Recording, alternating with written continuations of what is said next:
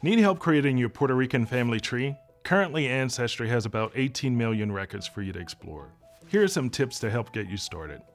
First, add birth, marriage, death dates, and locations of your ancestors to your tree. If you don't know something, ask family.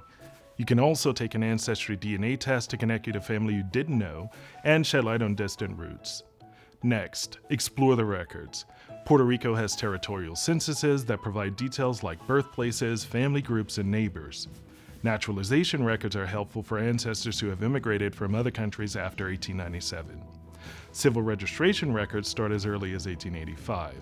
Last, be careful with tree hands. It's easy to confuse your ancestors with people who have the same name. And that's Genealogy in a Minute.